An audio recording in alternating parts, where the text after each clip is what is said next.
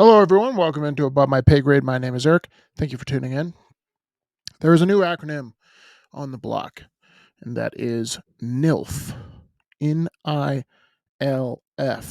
Not to be confused with what everyone knows. MILF, man, I love fishing. But NILF stands for not in the labor force. Not in the labor force.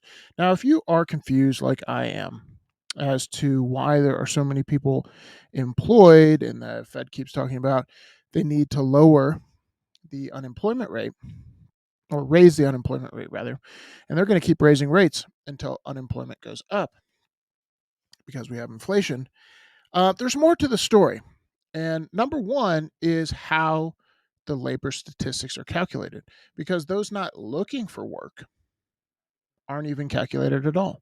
So the Bureau of Labor Statistics count people in the labor force who are either employed or looking for employment.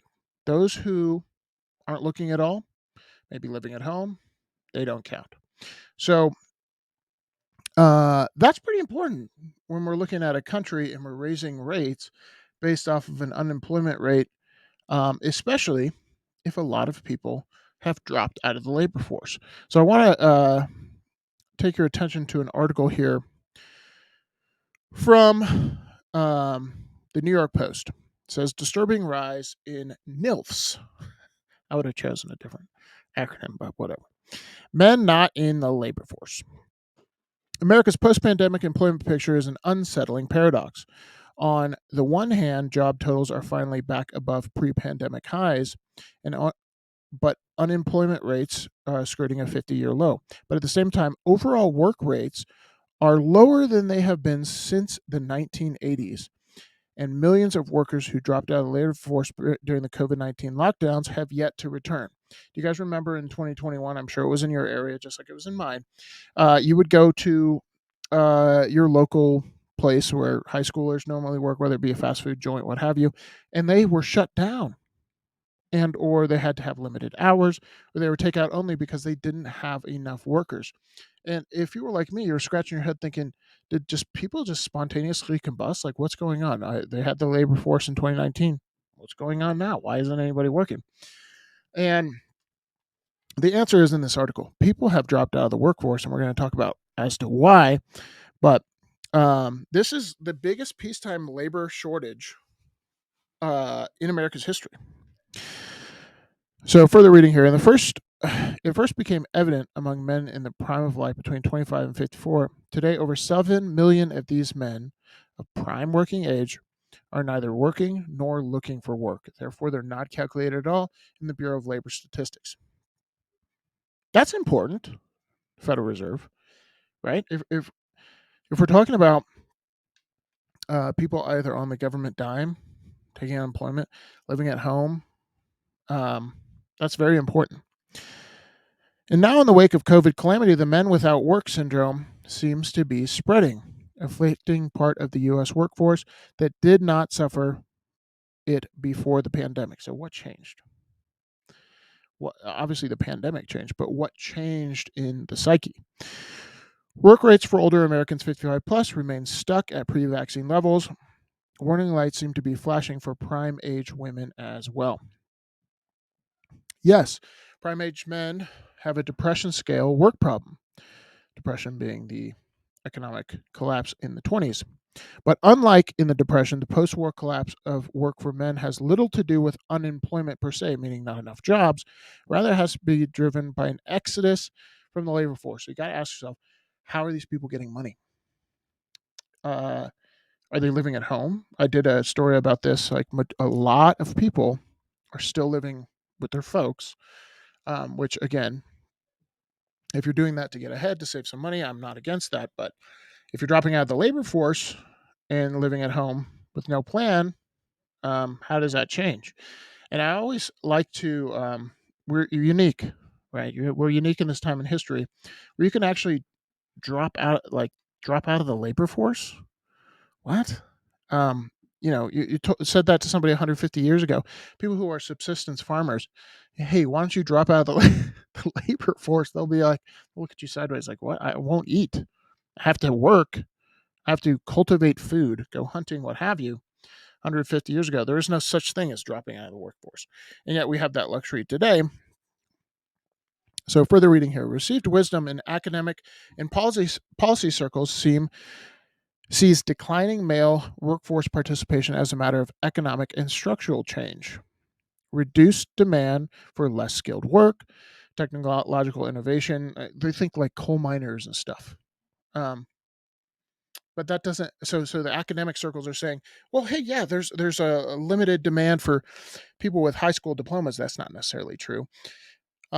If you get a skill, plumbing, electrician, what have you, you can make more than college graduates. So that's not necessarily it. And then it doesn't take into account, why is it so different from 2019?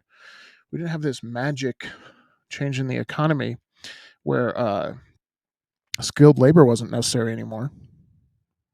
So what changed? And I think it's mostly psychological, because the economy, and it says later on in this article, economy can handle economic problems, capitalism, but psychological problems in the society, it's not necessarily the case when it comes to the economy. Yes, but further reading here.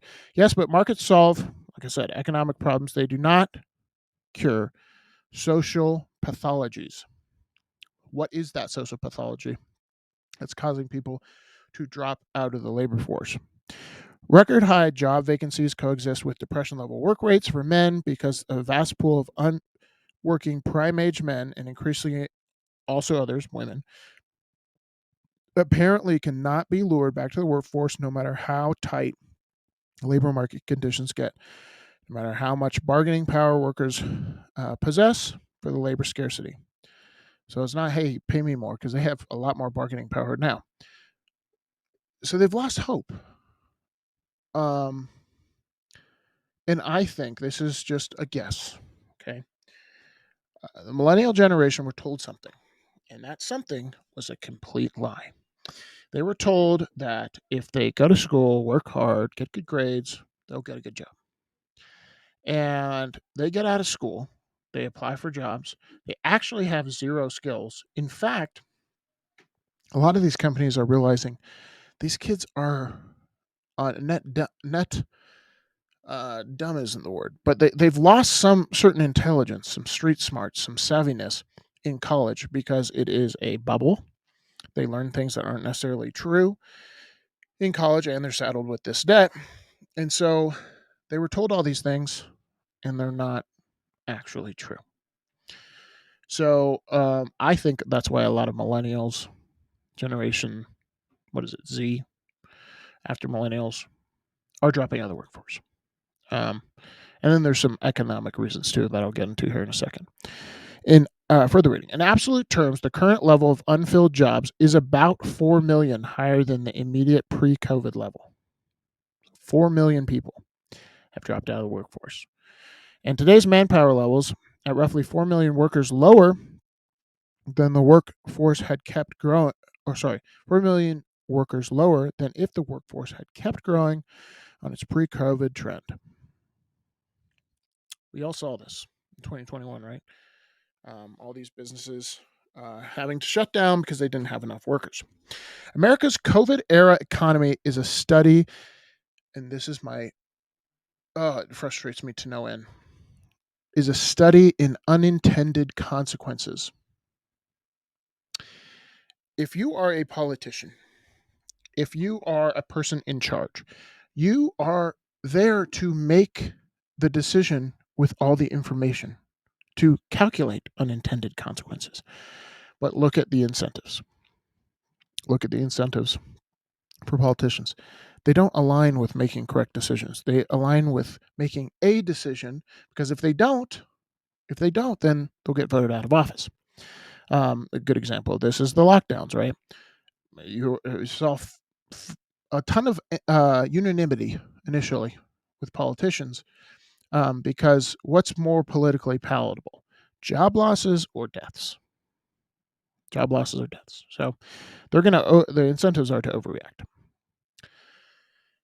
Okay, so the unintended consequences of massive government action. Ironically, thanks to full throttle transfer payments funded by borrowed public money, disposable income in America spiked in 2020 and 2021. So a lot of these people had money, speculated in the stock market, speculated in the crypto market. They had a lot of money, actually reaching previously unattained heights despite the COVID recession.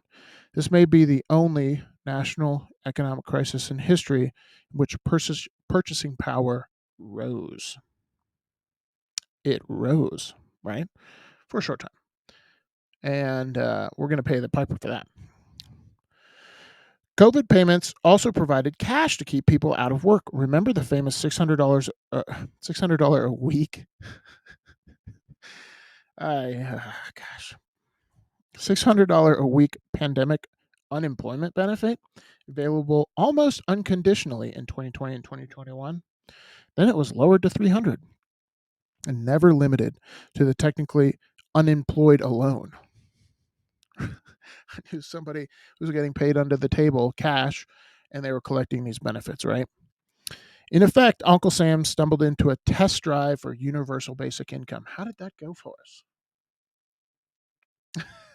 We had 4 million people drop out of the workforce. And I don't know if reality's hit. And I'm not looking at these people and thinking, because I get it. I get it when it comes to the hope, because we've done a good job of kicking the economic can down the road to the point where now this generation's going to feel a lot of economic pain. 2008, when millennials were coming of age. Today, the COVID pandemic, yada yada. But my question for you guys in the audience, if you have somebody like this in your life, what other option do we have? Like if we're given tough circumstances, which I think we're in unique times, right? But we also have unique opportunities. You really only have two choices. You can play the cards you're dealt, or you can sit at home and then later have other cards dealt to you that maybe won't be so good, right? You only get one life, so use it accordingly. But these trends are obviously very disturbing. Could this exist 150 years ago? No, because people wouldn't eat if they didn't work. There's no such thing as dropping out of the labor force. But long pole in the tent to me is it's made possible by printing. These distortions, these unintended consequences of people dropping out of the workforce, getting stimmy checks, all of this is made possible by government interference into the money supply. And the same thing would go 150 years ago. Same thing today would go as 150 years ago. If you didn't work, you didn't eat. If we didn't have a money printer, again, all it is just a band-aid, temporary band-aid that kicks the can down the road and makes the problem worse in the long run. And I think it's really sad. I think we need to. I think most people in the United States want meaning in their work, meaningful work, and are willing to work hard. That's just my experience. Maybe that's not the case. Maybe there's plenty of people that want to sit at home and get stimmy checks all day and not do anything. But we got to ask ourselves, why are so many young men dropping out of the workforce? And take that into account when the Fed's saying, hey, you know what we're doing? We're raising interest rates because the unemployment rate's so low. Yeah, there's 4 million people that aren't working anymore. They just stopped. They don't care. So you got to take that into account. And what would the unemployment rate be if those people were calculated as well? Anyways, let me know what you guys think in the comments below. See you all in the next one. Peace.